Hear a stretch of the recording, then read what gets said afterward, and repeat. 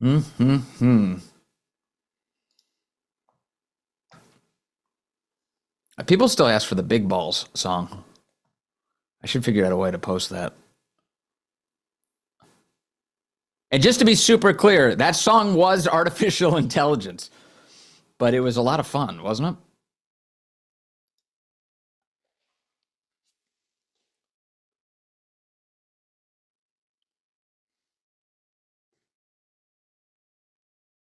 Hey everybody, welcome to Vince, brought to you by Blackout Coffee, the official coffee of all of us here at Silverlock. Go to blackoutcoffee.com/Vince. Use the code Vince, that's VINCE, for 20% off your first order. Blackout Coffee. We got a big show for you today. The President of the United States is clearly the leader of the free world. He brings all of these people to the White House from Europe, Vladimir Zelensky shows up from Ukraine, and they all sit down like a bunch of kids on a field trip as the president gives them a couple of lectures on how we're going to get all of this solved. He is working to bring about a peace. So we've got big developments from the White House yesterday. We'll concentrate on that. Also, illegal immigration continues to be a problem that the Trump administration is addressing. And we have another horrific story this week of an illegal alien who killed 3 Americans and how he got into the country and how the Trump administration is looking to stop all of this going forward. Details on that. And then Brett Tolman will be with us. He's a former U.S. attorney. I've got a lot to discuss with him because as a legal expert, former U.S. attorney, he can dive into what does it mean that the Trump administration has launched a number of grand juries into the Russiagate scandal now. Is it bad news for Adam Schiff? Is it bearing down on Letitia James? What about Brennan and Comey and the rest of them? Oh boy, we've got some details. It's all ahead for you on this edition of Vince. Thank you to all of you who are tuning in from all across the country. I asked on the Rumble chat where everybody's coming from, and it looks like practically every state in the union is represented right now as we get people in from Tennessee and Pennsylvania and Connecticut and on and on and on. Thank you. Thank you, as always, for joining us on this edition of Vince. You're the best damn audience in media. Hey, I realize there are a lot of choices out there for you when it comes to cell phone service, and there are new ones that pop up all the time. But here's the truth. There's really only one service that boldly stands in the gap for every American that believes that freedom is worth fighting for. That is Patriot Mobile. I love Patriot Mobile. Not only are they leading the way in the red economy, but Patriot Mobile also outstrips the competition when it comes to technology. Patriot Mobile is one of the only carriers with access to all 3 major U.S. networks. And for you, that means exceptional nationwide coverage, along with the ability to have multiple numbers on different networks on a single smartphone. This is my experience. This is my experience with Patriot Mobile. I love it because what it means for me is I always have service all over the country. I've got cell phone service wherever I go. I've got data service wherever I go. That's the Patriot Mobile difference. It's great. They also offer unlimited data plans, mobile hotspots, international roaming, internet backup, and so much more. Switching, totally easy. It's easier than ever. You can activate in minutes from the comfort of your home. You don't have to go to one of those stupid cell phone stores.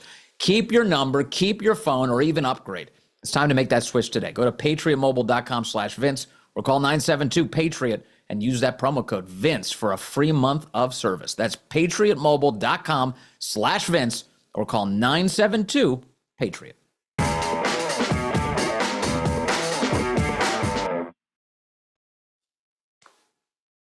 Okay, so Vladimir Zelensky showed up to the White House yesterday, which is good news. That was what we were expecting. But in the morning yesterday, it was a little crazy.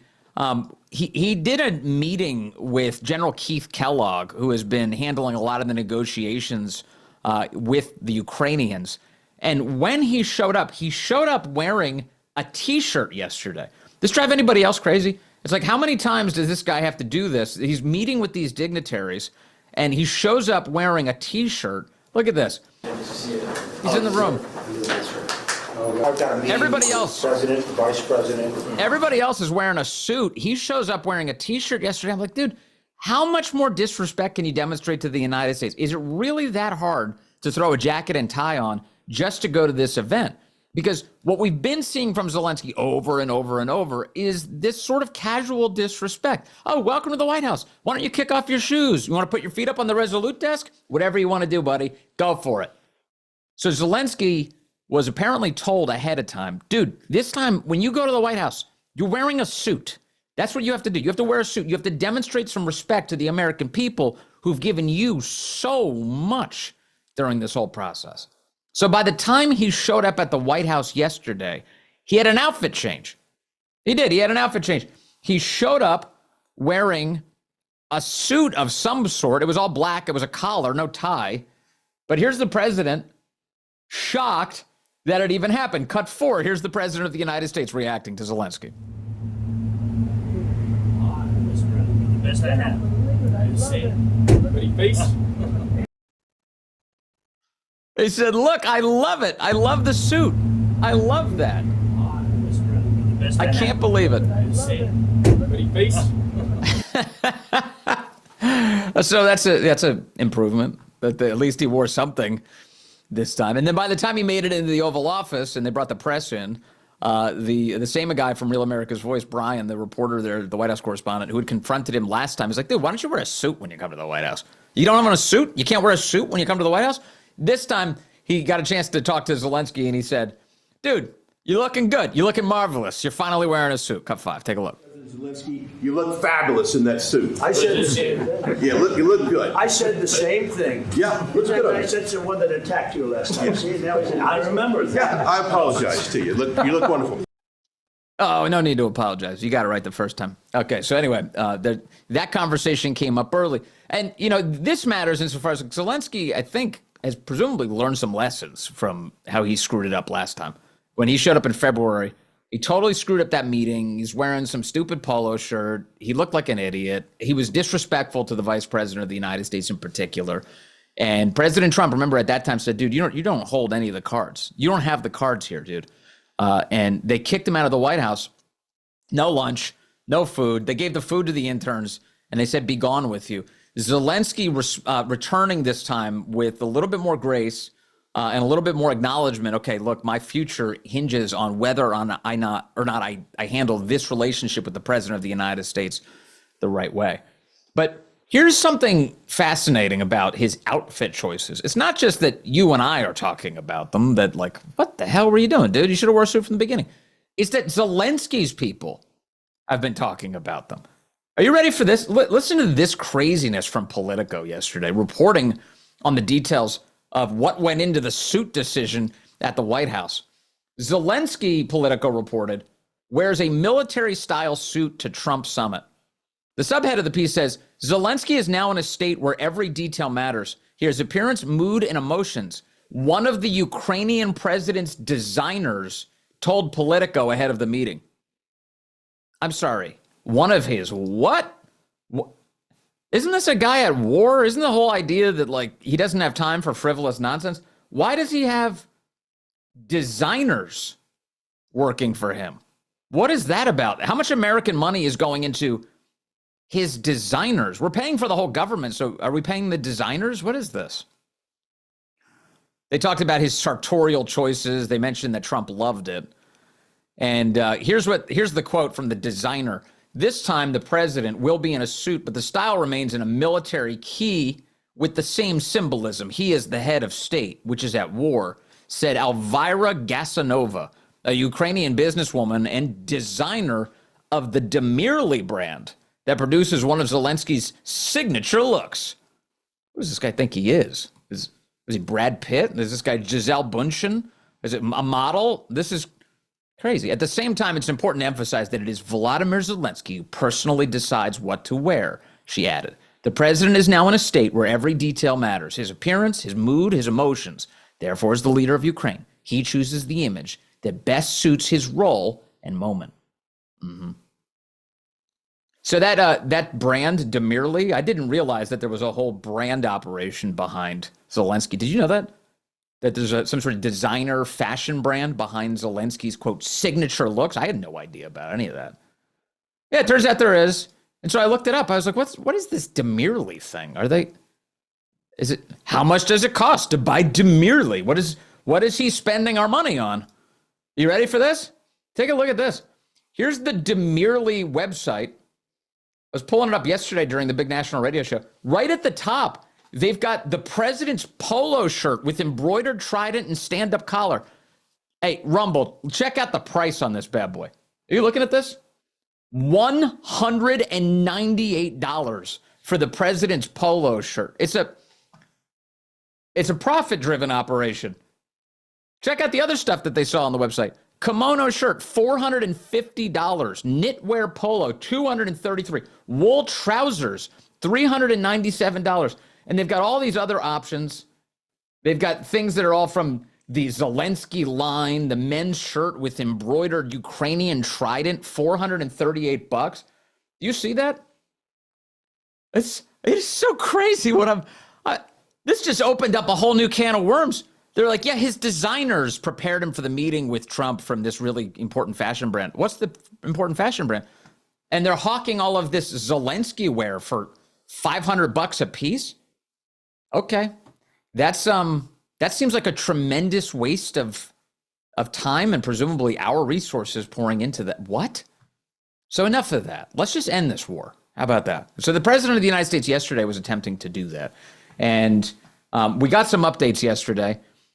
First and foremost, as Zelensky's sitting down with Trump, at one point, President Trump started busting his chops about the fact that he suspended elections in his country. There's no elections right now. Zelensky's saying, none. No, we're not doing any elections until the war is over. So I'm staying in office forever. And the president made a point of commenting on, like, that's kind of crazy. He made a joke about it. Here's cut 6, the president of the United States bringing that up. During the war, you can't have elections. So let me just say 3.5 years from now. So you mean if we happen to be in a war with somebody, no more elections? Oh, that's good. I wonder what the fake. You like this? Oh, Trump's like, what if I did that? What would the media say about me? What if I did that? What if I just got rid of elections? Oh, we're at war. I can't leave. I got to stay in the White House. What would the fake news media say about that? They'd go crazy. In fact, to the president's point, like right on cue, leftists started freaking out yesterday about this. Here's this guy. He's a pretty well-known hysterical lefty. Not funny, just he's like losing his mind routinely. Here he is yesterday, Brian Krasenstein, responding to this. Breaking, Trump implies he can cancel U.S. elections if the U.S. is at war in 2028. He does this on the world stage as we try to get a dictator to stop invading a sovereign nation. Sickening. I think Krasenstein may have missed the point.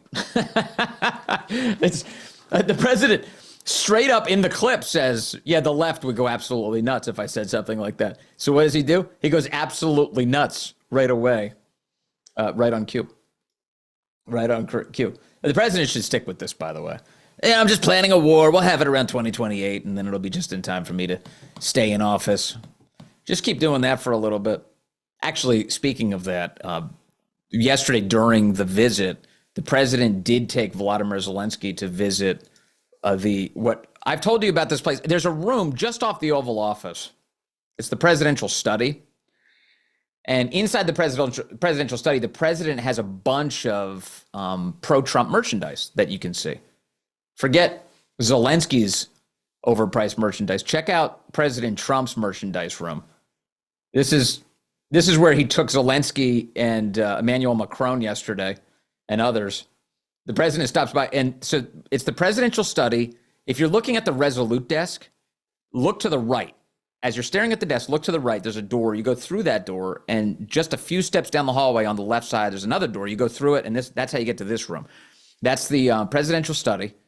And inside of it is a bunch of Trump swag. It looks pretty cool. You've got Trump hats all over the wall. If you look closely at the images there, you can see some Trump golf towels. And there's a fight image in there as well. There's a bunch of stuff.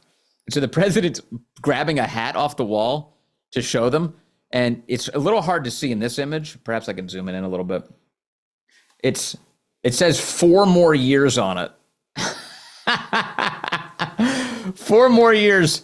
The president's hat says so. Isn't that great? That's wonderful. So that was there. So that room, to be crystal clear, that room, President Trump calls that room the Monica room. Yes, yeah. Edjo75 is asking, isn't that the Monica room? Yes, that's the Monica room.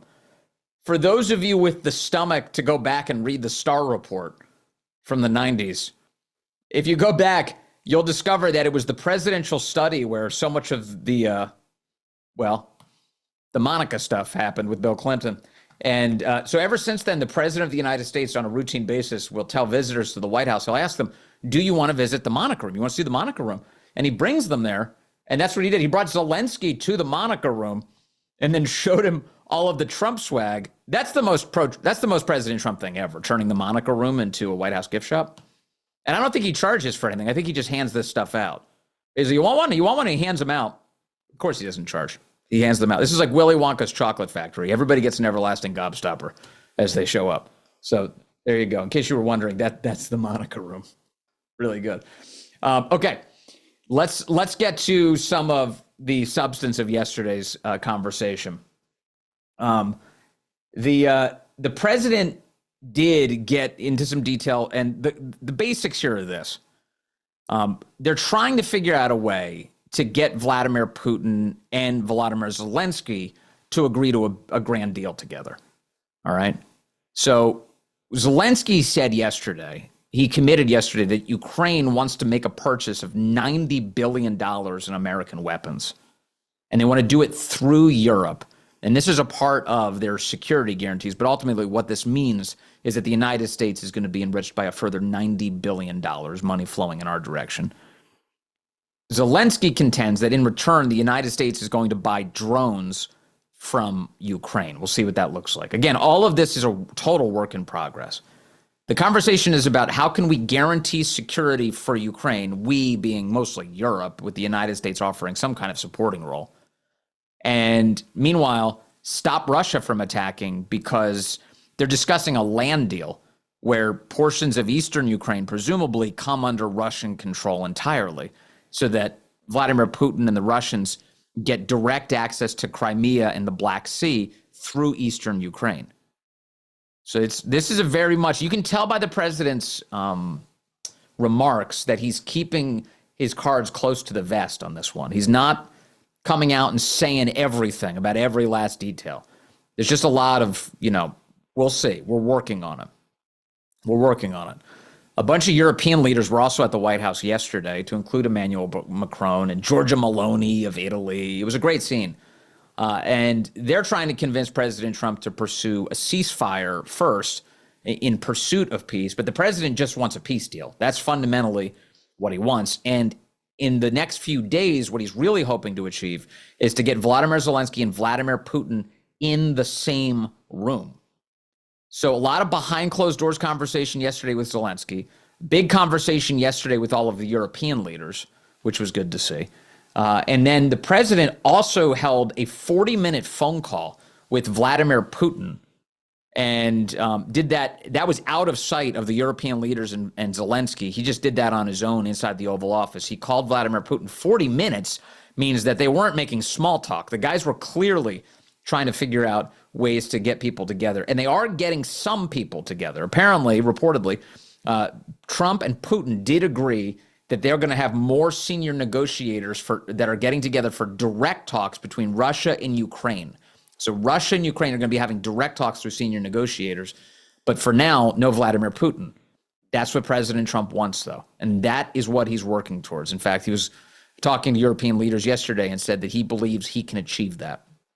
The president acknowledged yesterday that when he came into this, he thought this would be one of the easier ones to solve. Remember, he's conquered like 7 different global conflicts and put them and brought them to peace deals. This one, he said, has been tougher than he expected, but he continues to work on it. So that's really where things stand. But boy, you see all those images yesterday. The president clearly is the leader of the free world. There's no question about that. As European leaders show up and everybody working their best to try to both impress the president of the United States and impress upon him their various goals. But they know that he's in the driver's seat here for what peace looks like. And that's a big deal. When they were all done yesterday, they all got together and they had a big, what they call family photo. They did this in the cross hallway of the White House. This is kind of like if you're looking at the White House from the North Lawn, not the huge South Lawn, but the North Lawn where you can see the fountain and then you look at the White House. That area of the White House, right inside there, they got everybody together for a class photo, a family photo, take the picture. And while they're there, the president gestures to the wall and says, hey, check out the fight, fight, fight painting. And he says, That was not a good day. That was not a good day. Take a look at cut 7 here. Here's the president. Not a good day. That was not a great day. That was not a great day. How hardcore is that? The president standing next to all these leaders, none of whom, and thank God, you don't want anybody in that situation, but none of whom can claim to have survived something like that. As President Trump points to, he's like, yeah, I was almost assassinated. Everyone look at the painting that I have hanging up here at the White House of the moment I was almost assassinated. And then I overcame it, and then I pumped my fist in the air, and then I said, fight, fight, fight. Not a great day, but, while you're here, I just want you to remember what I've been through to get here, which is always a useful reminder.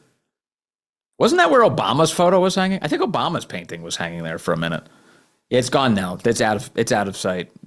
Trump moved the Obama photo, the Obama painting, to some place in the White House where it's not really, accessible to the public anymore. So nobody really sees it inside of the White House. But they do see the fight, fight, fight painting.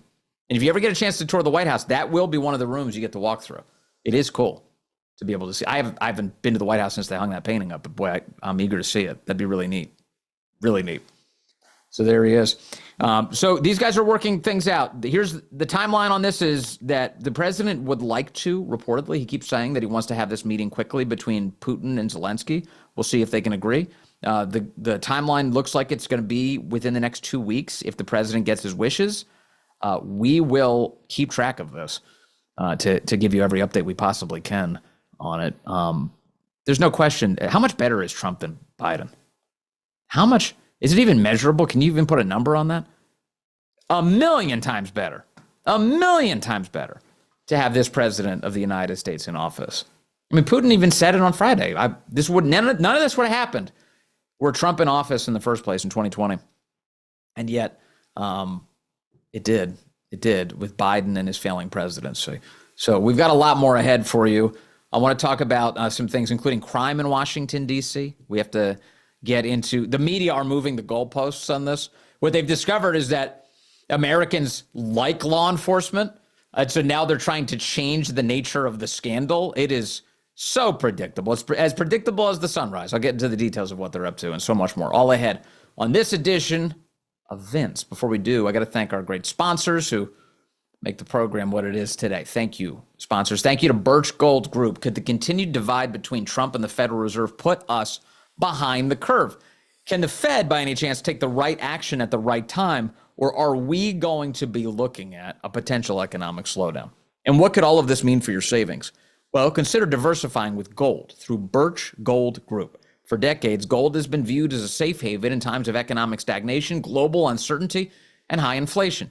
And Birch Gold makes it incredibly easy for you to diversify some of your savings into gold. Now, if you have an IRA or an old 401k, you can convert that into a tax-sheltered IRA in physical gold. Or just buy some gold and you can keep it in your own safe. But first, get educated. Birch Gold's going to send you a free info kit on gold.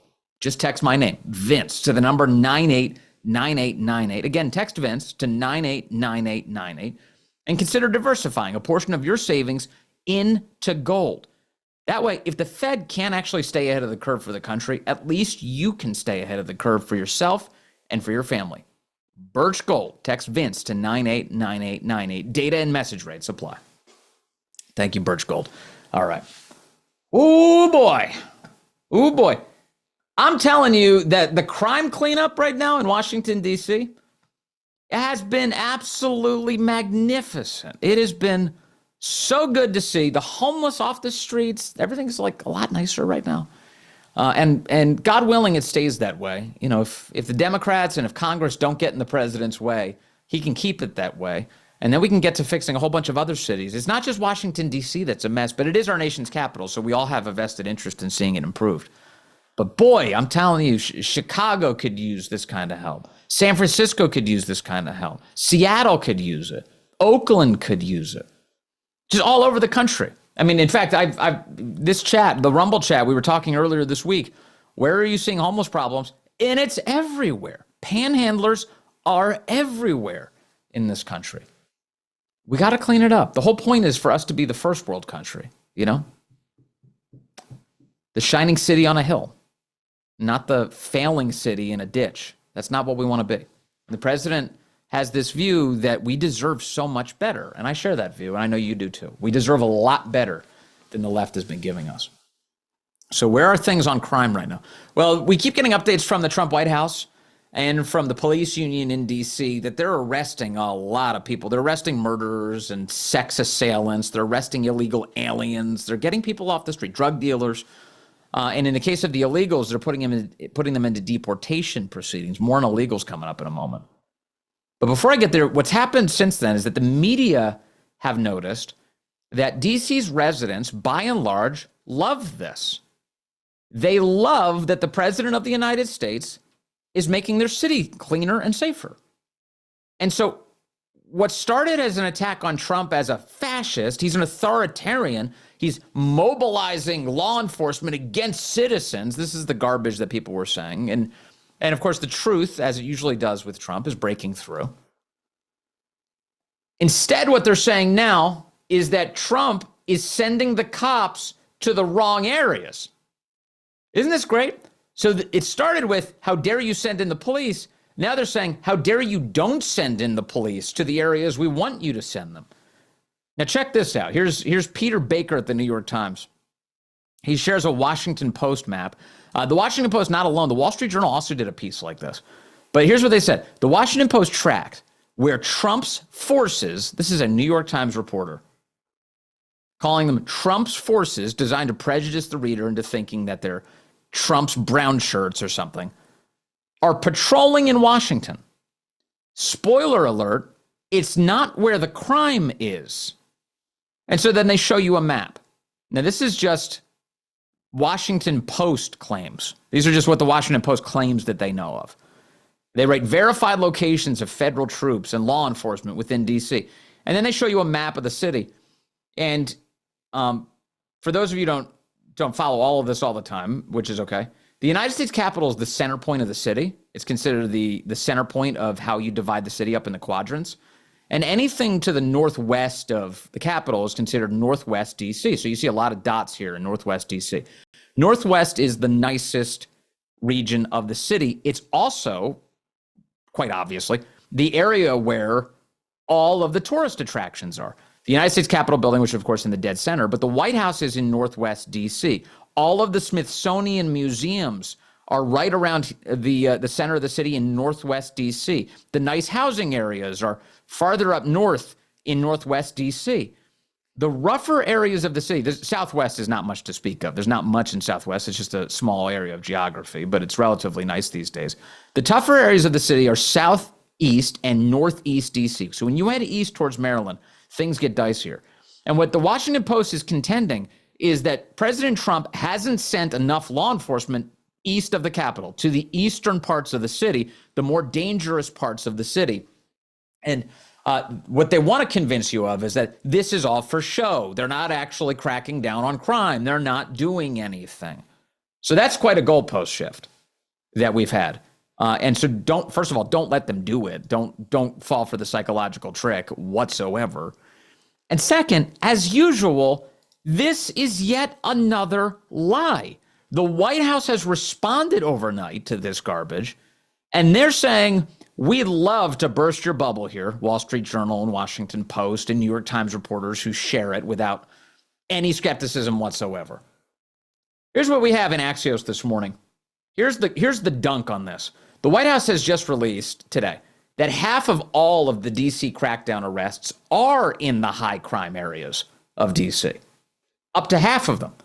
Nearly half of non-immigration related arrests during President Trump's D.C. takeover have taken place in two of the most crime-ridden areas, according to an analysis of the White House shared with Axios.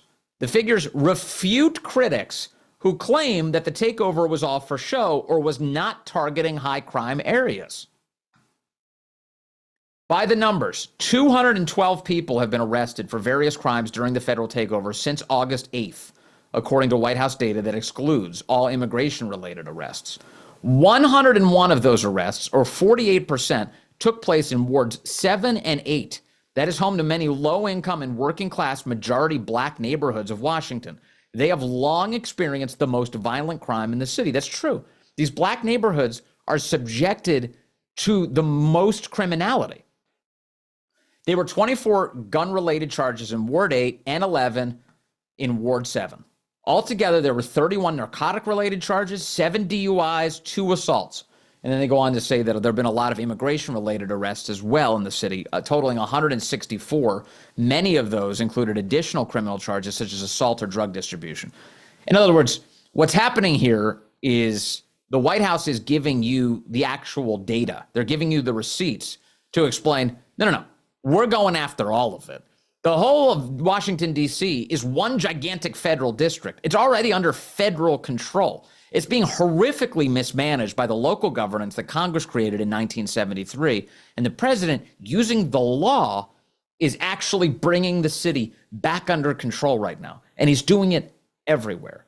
Now, are you seeing an uptick in a presence in police and federal law enforcement in the tourist areas of the city? Well, yes. If you visit the nation's capital, you deserve a safe and wonderful experience. And right now, you have federal law enforcement making it that way in the city.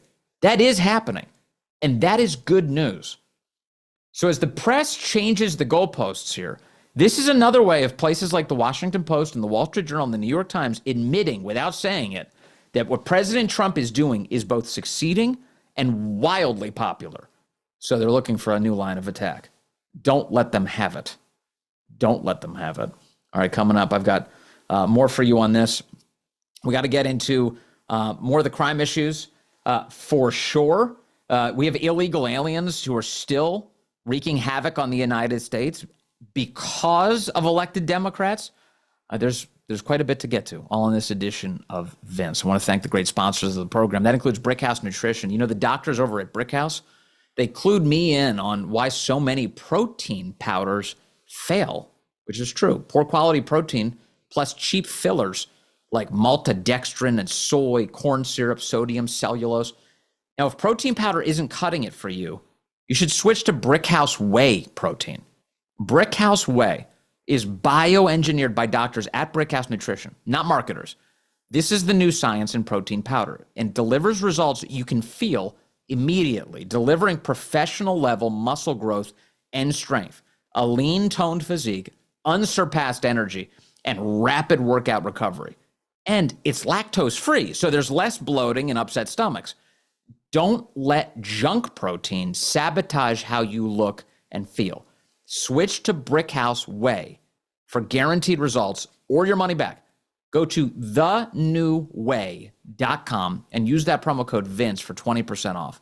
That's promo code Vince at thenewway.com. Thenewway.com. These statements and products have not been evaluated by the FDA. These products are not intended to diagnose, treat, cure, or prevent any disease or condition. Thank you to Brickhouse for supporting the show. They've got great products. And here's another great sponsor, great sponsor of this program is Blackout Coffee. They're proudly the official coffee of this show and all of us here at Silverlock, and there is a reason for that. They're great Americans. They really do support what we're doing here, which we adore, and they've got a great cup of coffee. America First coffee that's roasted fresh right here in the United States.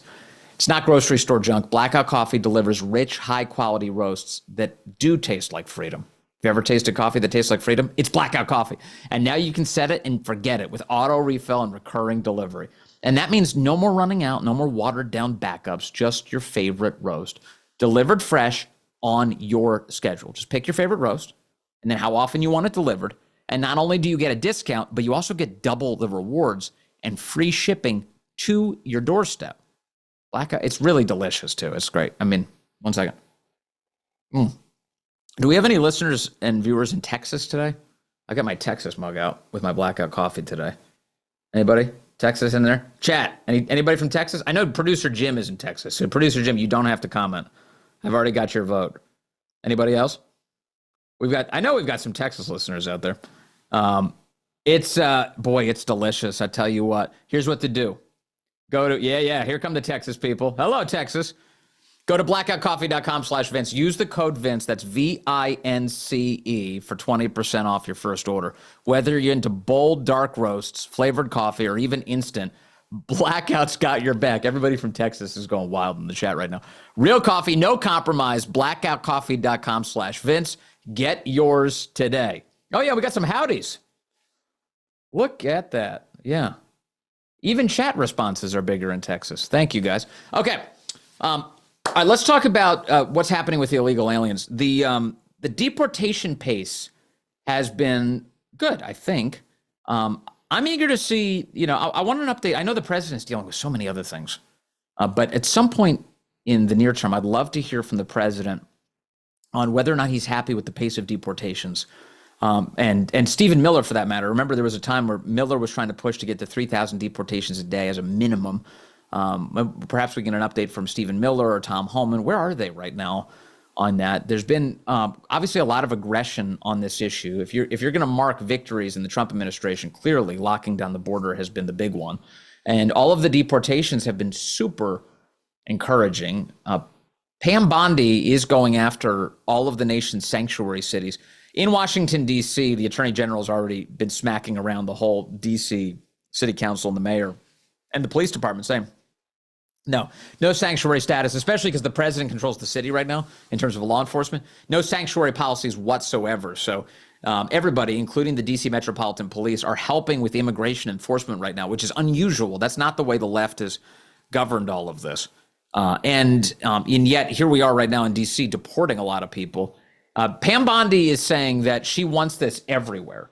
She wants the Trump administration to be doing this in every single city.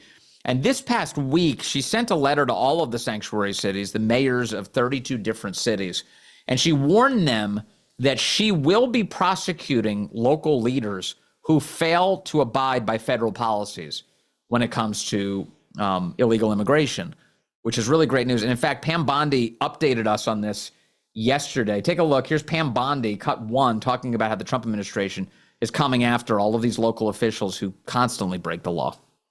And they had sanctuary policies here in D.C. No longer. They've been working with us. You have to tell us if there are illegal aliens in your database. If we're arresting someone, we are going to know if they're an illegal alien. So last week I sent out 32 letters to mayors around the country, and I believe to 7 governors, telling them you better comply or you're next. If they don't comply with this, Larry, we're going to work with our other agencies to cut off their federal funding. We are going to send in law enforcement, just like we did during the LA riots, just like we're doing here in Washington, D.C. And if they're not going to keep their citizens safe, Donald Trump will keep them safe. That's what this is all about, making America safe again. That was his only directive, and that's what we're doing. Yeah, no more stealing from us. Why should I give you $1 of my hard-earned money in the form of federal taxation? Why should we give you money if you're not honoring the federal laws of this nation? It's a very straightforward arrangement. You get federal taxpayer money. In exchange, you uphold the federal taxpayers' desires, which are fulfilled in the laws that we pass through Congress. And yet they're not.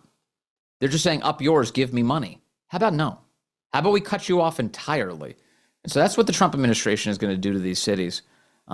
I would hope for sooner rather than later. Also, school boards around the country. I'd like to see the Trump administration just cut these people off. If you're hurting children, if you are telling kids that they're born in the wrong body, if you're keeping secrets from parents, if you're advancing racist, bigoted DEI policies, if you're still doing that, there is no excuse for you to continue to receive money. Right outside the nation's capital, there are school districts like Fairfax County, Virginia, Loudoun County, Virginia, do you see what they did in Loudoun County? Loudoun County is punishing 2 boys who said that there was a girl inside of their locker room filming them. There was a girl in their locker room pretending to be a boy, filming the boys. The boys reported this, and now the boys are being suspended for complaining. Yeah, no, the craziness, the forces of crazy are even very entrenched right near the Capitol, perhaps especially entrenched near the Capitol. President Trump and the Department of Education, they should go to these school board meetings. I'm sincere. I want President Trump to go to a school board meeting and cut them off entirely. Announce at the school board meeting, you're losing your $50 million in funding. That's what Fairfax County gets. $50 million a year in federal funding. Just say, nope, no more. You lose it. because you refuse to protect these children and honor federal law. So no, you lose the money. And so Pam Bondi is doing the same thing with the sanctuary cities. Nope, you're not enforcing the law? Fine, you lose all your federal funding. You're SOL. That's it. That can't happen soon enough. I'd like to see them just accelerate into that because we've got to get these guys out of the country, because you know the effect of this. Illegals get taken into custody, and then they're let out the back door of these jails to evade ICE. And when they leave, they go on to commit other horrific crimes against all sorts of people, to include other illegal aliens who are living in the country. This is a disgusting situation, one that should have been resolved a long time ago. And if it had been, we could have saved the lives of people like Jocelyn Nungaray and Laken Riley and so many others whose lives have been lost because we've been sold out by the left, who welcomes illegal aliens as a form of Marxist chaos, as well as a means to pad their numbers electorally, whether it comes to the Electoral College, or it comes to congressional seats, or it comes to eventual amnesty, or it comes to voter fraud. The left is thoroughly convinced that the only way that they can succeed is not by convincing actual American voters to support them, but instead by rigging the system through chaos and importing foreign nationals into the country. It's too much. It's got to end. In fact, the damage that's been caused by illegal aliens in the country continues. In just the last week, we have a horrific story out of Florida. And this involves an illegal foreign national who came into the country in 2018. He leaked into the country. And when he came in, at one point, he applied for work authorization while President Trump was still in office.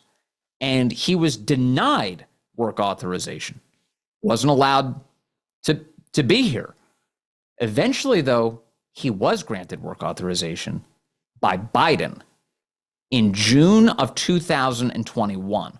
Now, let me back up for a second and take you through some of what happened here. A truck driver stands accused of killing 3 people. It's an illegal alien who was driving a truck. He stands accused of killing 3 people after he made an unlawful U-turn in Florida.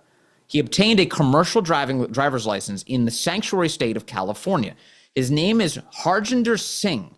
He's an Indian national who's illegally living in the United States. And since this horrific behavior that led to the death of these 3 people, he's been charged now with 3 counts of vehicular homicide. 3 counts. He made an illegal U-turn on last week, Tuesday, along a Florida highway. Singh allegedly made the turn through an official use only access point in St. Lucie County. And he blocked all the lanes with his truck, and he caused a very, very deadly wreck. Take a look here, cut 2. This is what happened. So he's making the U-turn through that, and holy cow, he went wide on the highway to make the turn, and you watch a car full-on slam into the side of the trailer. And you watch as the camera in this video, they're standing outside looking at the wreckage and obviously the people who are dying and or dead already inside of the wreckage. And he's just staring at it like, oh, shoot, that's strange. Can't believe that happened. You are here in the country illegally. You should not be here. And he just made an illegal U-turn on a highway by taking a wide turn and then not checking his mirrors and cutting off some poor Americans who just slammed into the side of the vehicle. So he's been charged now with 3 counts of vehicular homicide. Doesn't even seem like he cares. Yeah, no, that's right. DC Mendoza 22 says he doesn't even care. No evidence of care whatsoever in that video. So how did all of this happen? And like I've already pointed out that it was Biden's people who gave the guy work authorization. No question whatsoever. And so let me point you to some of the social media interaction on this story, because it's just so predictably wild. Here's Tricia McLaughlin. You've seen her here on the program. Tricia's great. She's an official at the Department of Homeland Security, assistant secretary over there. And she writes, 3 innocent people were just killed in Florida because of Gavin Newsom's California DMV issuing this illegal alien a commercial driver's license. She said, this state of governance is asinine. How many more innocent people have to die before Gavin Newsom stops playing games with the safety of the American people?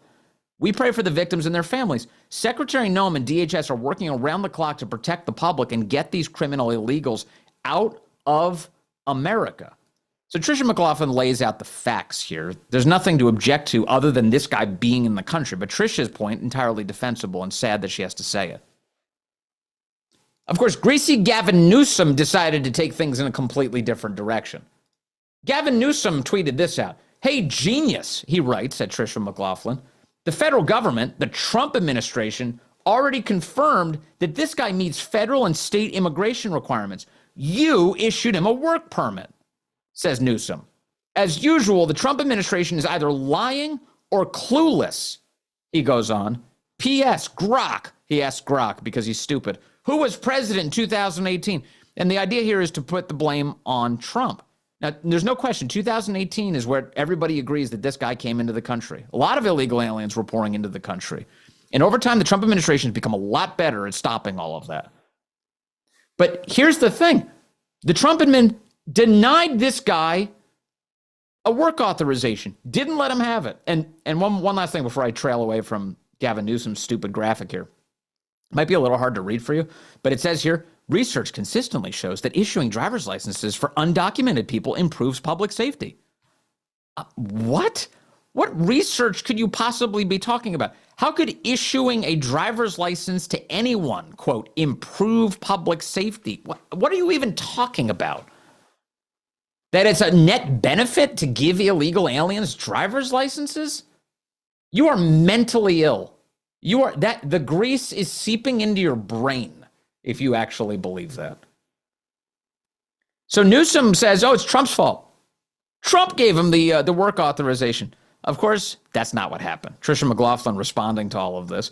And she said, false. Harjinder Singh is in the United States illegally, and his work authorization was rejected under the Trump administration on September 14th of 2020. It was later approved under Biden in 2021. The state of California issues commercial driver's licenses. There is no national CDL. Sincerely, comma, genius. Good for Tricia. Yeah, no, it's true. Avis One says Democrats lie about everything. Everything, including the stuff that is crystal clear to anybody with two brain cells to rub together. These facts were known before Gavin Newsom tried to lie to you. It wasn't like it was a matter of private record. It was a matter of public record. That it was the Biden administration who gave him work authorization. That it was Gavin Newsom that gave the guy the CDL. And then he goes to the free state of Florida, has an illegal U-turn, and then kills those poor Americans in the middle of the street on a Florida highway. And then stands around like he doesn't even care. I don't know about you, but even, if you were in a situation where you accidentally killed people, if that was me, I would not be just staring at it without any emotion. I would be completely devastated. It would define the rest of my life. I'd be horrified that occurred. It's not what we get. These people should not be here at all. If he wasn't in the country, that would have never happened. And yet it did. And yet it did. And Democrats enabled it the whole way through. The president is trying to figure out ways to make the country better and improve our immigration system. Actually, I've got a good piece of news for you here. For those of you who are naturalized American citizens, first of all, congratulations and thank you, however long it's been, for joining our country. You did it the right way, and it's not the easiest thing in the world. You got to, people have to study hard for the citizenship test. They do put in the work. They wait a long time to get it done. And the Trump administration is saying that there is one tweak that they want to make this system even better. Check this out from the Daily Caller. Trump administration just raised the bar for anyone hoping to become an American. And this is the way it's going down. So right now, when you are considered to become an American citizen, U.S. Citizenship and Immigration Services was only assessing whether or not you had an absence of misconduct. So among the ways that they assess your conduct, they would just say, okay, there's no bad things in this guy's past, right? Because if there's any evidence of misconduct, that will count against the likeliness that you could become a U.S. citizen. The Trump administration is changing that standard to something more forward-looking. Instead, they want to identify the positive attributes that people have. to become an American. So what are you going to contribute to our country? How will you be a good American? How will you contribute positively to your community? What kind of willingness are you showing to assimilate into that community? What kind of love do you have for the country that is welcoming you with open arms? This all really matters. That's the USCIS. So we're changing it from, oh, this person didn't do any bad stuff, to this person's going to do good stuff for America. This is one of the most common sense changes I've ever heard of when it comes to our immigration system. Matthew Tragesser is a USCIS spokesman, and he said the following: U.S. citizenship is the gold standard of citizenship. It should be offered to the world's best of the best. Today, U.S. Citizenship and Immigration Services is adding a new element to the naturalization process that ensures Americans' newest citizens not only embrace America's culture, history, and language, but that they also demonstrate good moral character. This memo ensures that USCIS officers are accounting for an alien's positive contributions to American society, including community involvement, achievements, and financial responsibility, rather than the absence of their misconduct. Yeah, so we don't want to bring in people who are going to sap the welfare system. How does that help us? We don't want to bring in people who are going to isolate themselves entirely from the community and try to set up some sort of alien culture not associated at all with assimilating into the United States of America, which you need for a functioning society. You want people who are actually going to achieve things to join our country. This is how you keep the fabric of the United States together. The only way that you can have a functioning immigration system is if there's something in it for both sides of the equation. We want you to contribute positively, and you want to be the beneficiary of all the great things that come along with being an American. Perfect. But it takes both of us doing our part to make that happen. So that's what we need to do. And for that reason, we should really change our legal immigration system dramatically.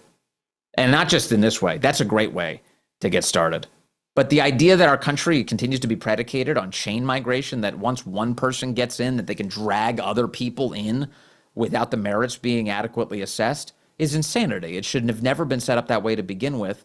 And that process needs to be desperately cleaned up. The same is true of birthright citizenship.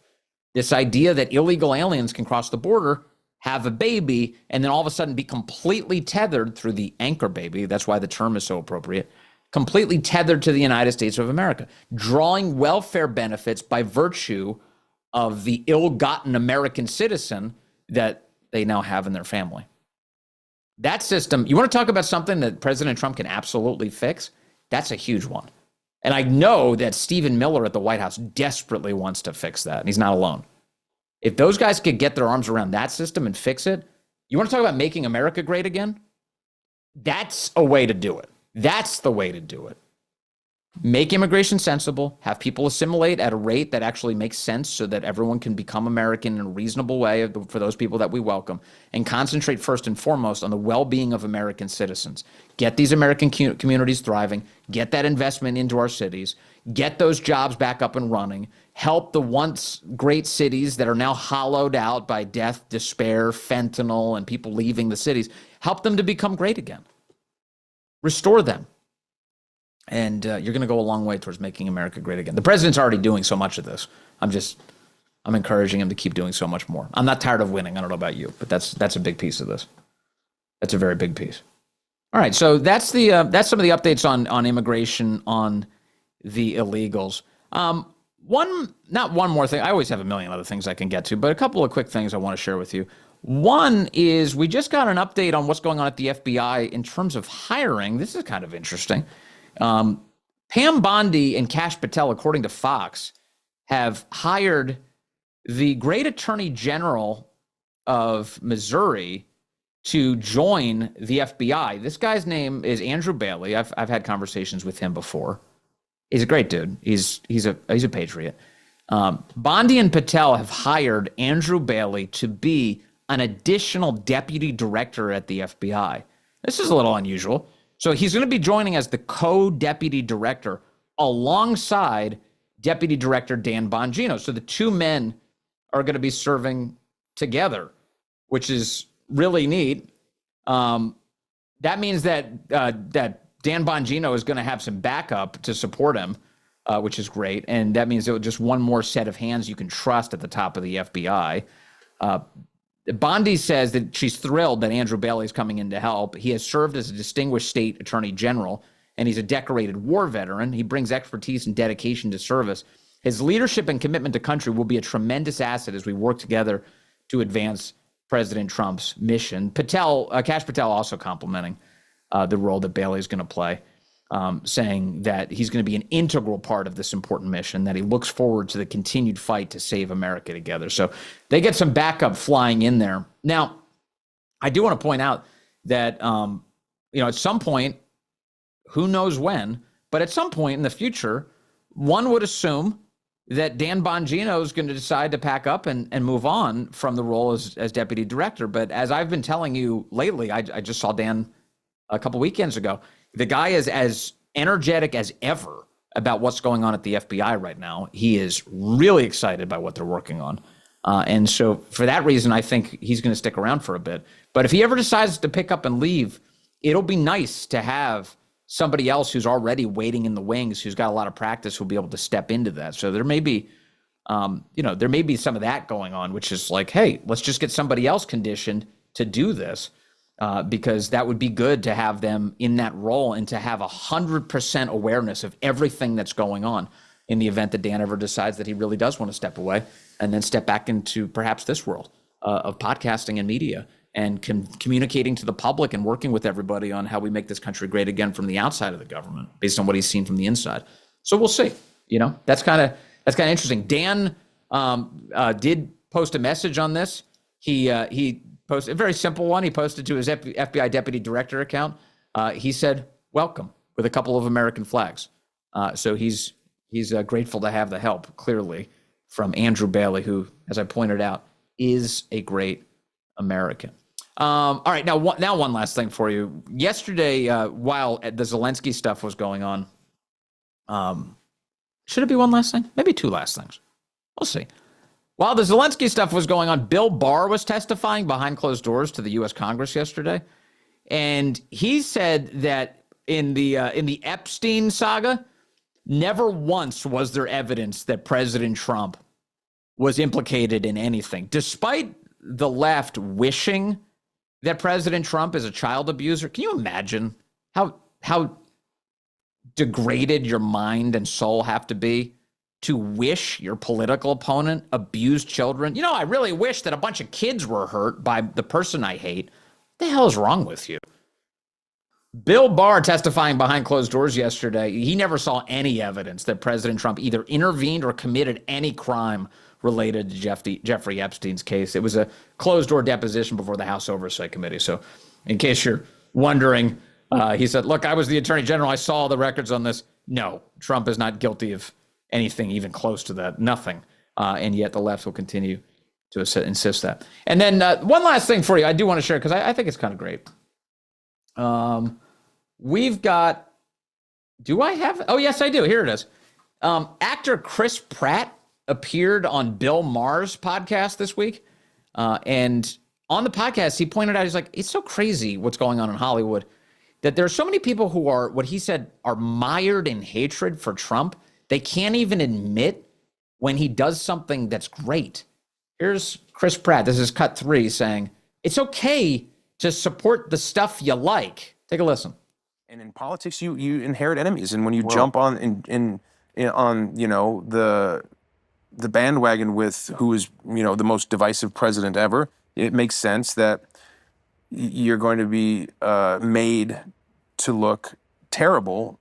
And so I don't know what to believe, because it's not like I sit with Bobby and I go, so, hey, let's talk about this. Let's talk about, it's like we're just playing cards or playing Mafia or having fun or having dinner. I'm not going to pick his brain to find out exactly which of those things are true. I just kind of assume that none of them are. And for the most part, I wish him well, man. I hope there's certain things that he overseas that seem to be supported in a bipartisan way, like getting terrible toxic stuff out of our kids' food. I think that's a great thing. And so if you do that, that's amazing. I'd hate to be so mired in hatred for the president that any success from his administration is something I'd have an allergic reaction to. Yeah. To be like, oh, well, if they do it, I don't want it to happen. I'll put Clorox in my children's cereal myself. It's like, come on, be reasonable here. There's certain things that would be a good thing to have. I want them all to be successful. Look, you can even hear it. There's a little bit of eggshell walking going on with his commentary, but the point is he does not have Trump derangement syndrome. He's perfectly happy when Trump does stuff that he agrees with, which is a normal person's reaction to the Trump presidency. It should be anyway. And you heard him mention Bobby. His wife is a Schwarzenegger who is a part of the Kennedy family. So they know Bobby Kennedy, and they have family events with him. And he was describing that it turns out it is entirely possible to be decent to one another in the event that you disagree. And Chris Pratt says, I actually agree with a lot of what they're doing. It's not crazy to say that. No, it is not. What would be crazy is to miss every coming up episode of Vince. So don't do that. Glad to have you here with us. We'll have another one tomorrow. We've got the big national radio show coming up today, 12 to 3 Eastern time. Check out the local listings at thevinceshow.com. And you can also watch us rumble.com/Vince. As always, appreciate you joining us today. Also, one last note for those of you who started the show with us. I did tell you that we were expecting U.S. Attorney Brett Tolman. He ran into some massive tech issues that prevented him from being here today, which means we'll have him back on a future episode. I look forward to talking to the former U.S. Attorney. We have a lot to get to with him. Great to talk to you today, as always. Up next here on Rumble, Steven Crowder's doing his thing. We'll send you over to him.